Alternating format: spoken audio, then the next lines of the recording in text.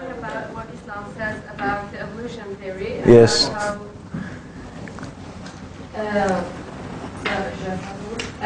want to hear about what Islam says about evolution theory, about animals and people having changed. For example, that dinosaur existed. Yeah. Okay. Brothers and sisters, I could actually easily give a whole lecture on this, okay? But obviously we don't have time. So very, very briefly. I want to say something to the Muslims, actually, first in regards to the theory of evolution. You know, I don't think it does us any credit, and it won't help you, to simply mock and make fun of the theory of evolution.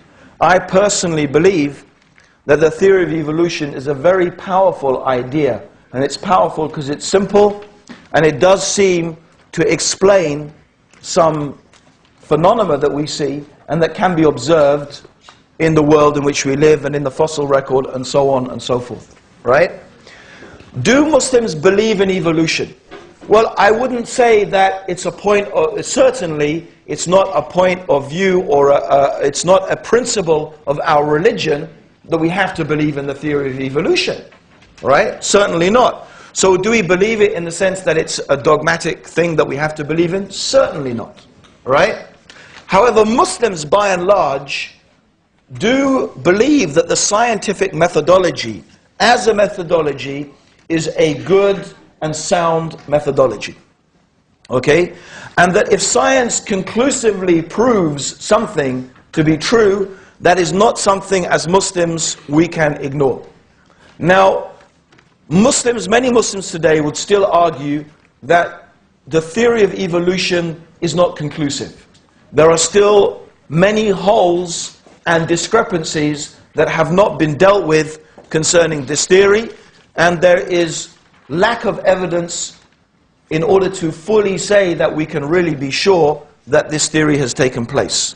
However, in spite of that, by and large, we could say that there is nothing that contradicts the idea that creatures could have or have evolved through small stages into the complex different organisms that we find in the world today. There's nothing in principle that says we can't believe in that.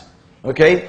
In fact, the Quran teaches us how the human being is developed through stages of embryonic development. And those stages are different. Okay, so the stage of nutfa is different from the stage of alaq, which is different from the stage of mudgha, okay, which is different from the state in which we finally look like a human being. So Allah, in a sense, has developed us through distinct stages in our mother's wombs. So the idea of development through different distinct stages is not an impossibility. In fact, it's a reality that the Quran acknowledges in human embryonic development. So how about this idea applying to life in general? Well, it's certainly a possibility. However, I make a proviso. There are two things that we will say we cannot agree with. As Muslims, we can't believe that these processes are completely devoid from and separate from the power and the guidance of God.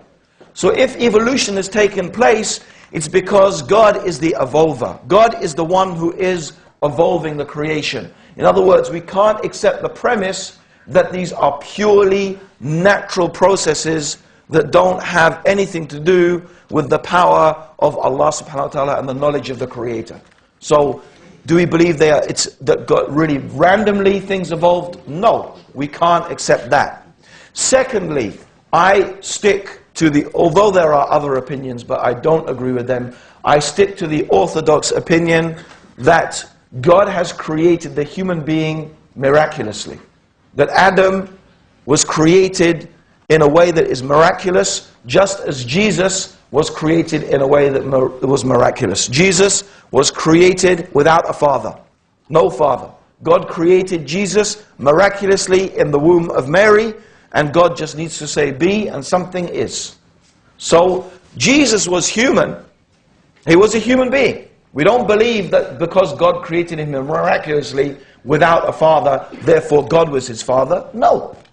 Okay? No, that doesn't follow. God just created Jesus without a father. Okay?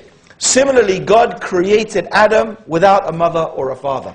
Distinct from whatever processes were going on in the world at that time, God introduced Adam into the order of the world in a miraculous way. So do we believe that human beings descended along with monkeys from a common primate? No, I don't believe that. Islam can accept that, and I stick with the orthodox position. Does that mean that there could not have been human-like creatures existing? That is certainly possible. Why not? Because what makes us different, actually, as humans, there are some differences, but the most fundamental difference is that what makes us different from the animals is that we have the choice to submit to God or not. That's what makes us different. Not just some physiological things, right? Whether I have, I don't know how my arms are, or my legs are, or my nose is, or whatever. No. My fundamental thing that makes me human and that makes me different from the animals is that I can choose to submit to God or not. I can choose to believe in and obey and worship the Creator or not. That's what makes us different. Yeah? So I do believe, as the Quran teaches, and that's how I literally understand it, that God created Adam miraculously and God created Eve from Adam.